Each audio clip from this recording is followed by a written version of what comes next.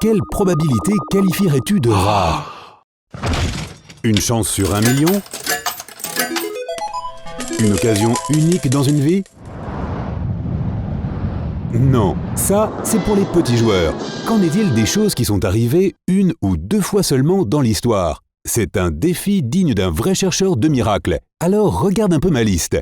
Numéro 1, le Mississippi a coulé à l'envers.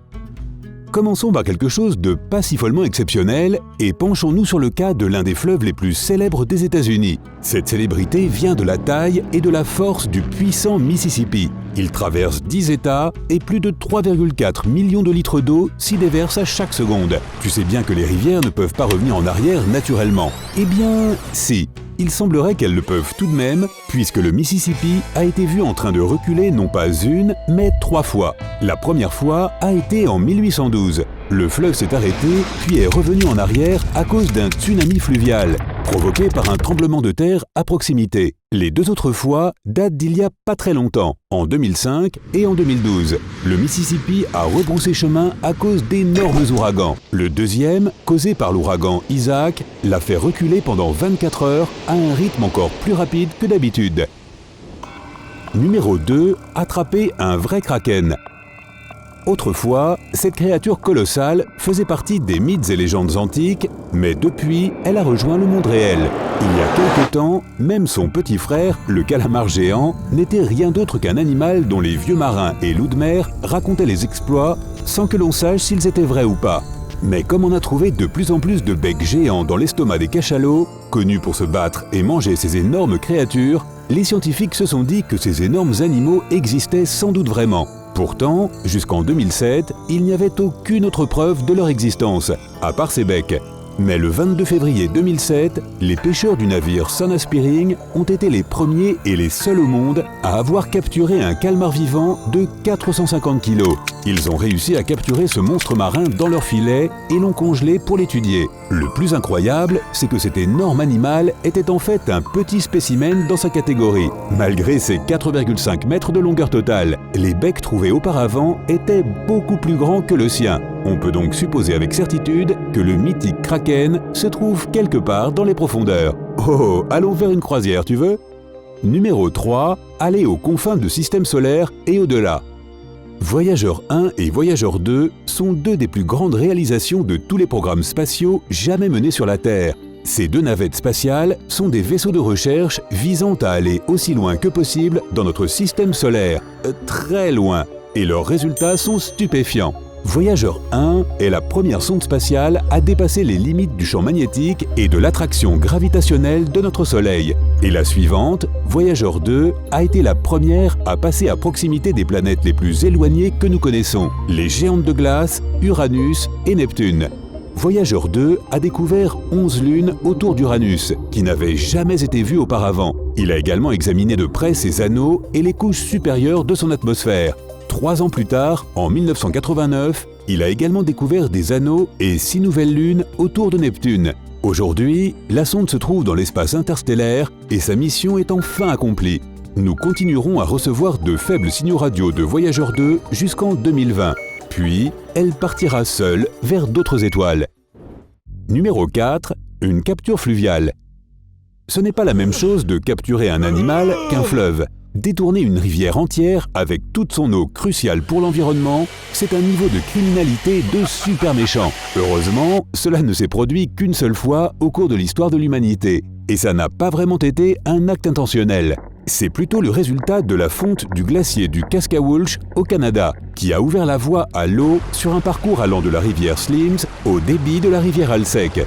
Il n'a fallu que 4 jours en 2016 pour que la rivière Slims s'assèche presque complètement à cause de cet événement, qui est certainement l'un des plus rares jamais survenus. Numéro 5, le signal WOW. S'il existe un événement unique auquel nous voulons tous assister, c'est bien la rencontre avec de vrais extraterrestres. Malheureusement, nous sommes encore très éloignés de ce grand moment. Nous n'avons toujours pas trouvé de preuves tangibles de leur existence, sauf une seule fois dans toute notre histoire. Le 15 août 1977, l'astronome Jerry Ehman effectuait sa routine habituelle derrière le radiotélescope de l'Observatoire radio de l'Université d'État de l'Ohio.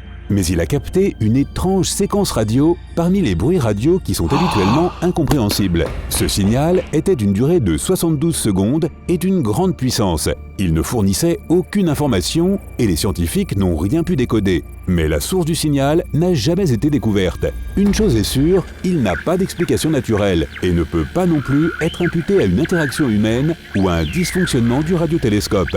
Pour le moment, c'est le seul indice plus ou moins tangible que nous ayons jamais obtenu qui indique l'existence de civilisations extraterrestres. Numéro 6. Explosion de météorites de la Tunguska. Les chutes de météorites ne sont pas arrivées sur la Terre juste une fois ou deux. Nous savons tous déjà ce qu'il s'est passé avec les dinosaures, bien sûr. Mais la chute dont je veux te parler est vraiment spéciale, car elle est arrivée il n'y a pas si longtemps que cela, et à proximité d'une agglomération humaine. Le 30 juin 1908, dans la Sibérie centrale, en Russie, un objet a traversé l'atmosphère de la planète et a explosé juste au-dessus du sommet des arbres. L'écho a été entendu à plus de 800 km du centre de l'explosion, qui a rasé plus de 1300 km² de forêt. Curieusement, il n'y a pas eu de cratère et aucune autre destruction n'a été causée par cet événement. Les scientifiques se sont donc demandé ce qu'était réellement ce météore. Numéro 7. Les chutes du Niagara se sont asséchées. Les chutes du Niagara sont un symbole mondial. D'autres chutes d'eau voisines sont régulièrement gelées ou asséchées. Mais découvrir un jour que les chutes du Niagara avaient disparu a causé des sueurs froides à bon nombre de personnes. Pas étonnant que cette image ait donné naissance à un certain nombre de superstitions et de prophéties sur la fin du monde dans un avenir proche. Cela s'est produit en 1848, lorsqu'un vent glacial, particulièrement puissant, a entraîné une accumulation de neige et de glace en amont des chutes du Niagara. Cela a finalement conduit à la formation d'un énorme barrage de glace qui a bloqué toute l'eau pendant un peu plus d'une journée et a laissé le lit de la rivière à sec. En 1964, des estacades flottantes ont été installées dans le lac Erie pour empêcher qu'une telle chose ne se reproduise. Donc, tu peux respirer. Il y a très peu de chances que les chutes du Niagara puissent jamais s'assécher de nouveau un jour. Numéro 8. L'événement de Carrington. Les aurores boréales sont un miracle propre aux régions nordiques du monde, sauf le premier jour de septembre 1859.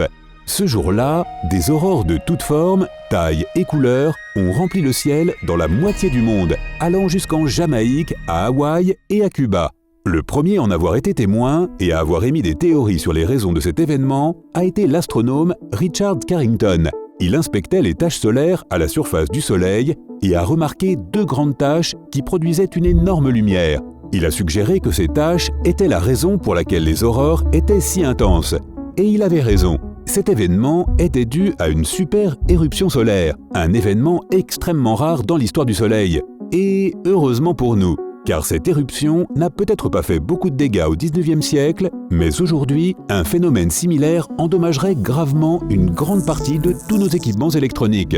Espérons que nous serons prêts pour la prochaine, si elle arrive, et que nous profiterons de la vue du coup. Numéro 9. Observez la chose la plus rare possible. Tout le reste se produira toujours plus fréquemment que ce qui va suivre. Écoute bien, je parle du moment enregistré de la désintégration radioactive de l'élément le plus stable de l'univers. On parle du xénon 124, la plus solide des petites briques qui composent la matière de notre réalité. Il faut plus de temps pour qu'un atome de xénon 124 se désagrège que tout le temps qui s'est écoulé depuis le Big Bang. 1 trillion de fois plus de temps pour être exact. Le xénon est si stable qu'il ne réagit à aucun autre élément et qu'il ignore presque toutes les radiations. C'est le candidat parfait pour fabriquer un capteur unique permettant de découvrir un tout autre mystère de la réalité, l'insaisissable matière noire. Qu'utiliserais-tu pour trouver une forme de matière qui ne réagit avec rien, à part l'élément le plus inerte et le plus stable au monde? Mais au lieu de la matière noire, ils ont vu le processus de dégradation du xénon 124. Ce n'est peut-être pas le résultat que les scientifiques recherchaient, mais au moins, leurs capteurs ne les lâcheront plus jamais. Et je pense que nous aimerions tous nous dégrader un peu plus lentement, n'est-ce pas? Hey, si tu as appris quelque chose de nouveau aujourd'hui, alors donne un j'aime à cette vidéo et partage-la avec un ami. Et voici d'autres vidéos que tu devrais apprécier. Il suffit de cliquer à gauche ou à droite et de rester du côté sympa de la vie.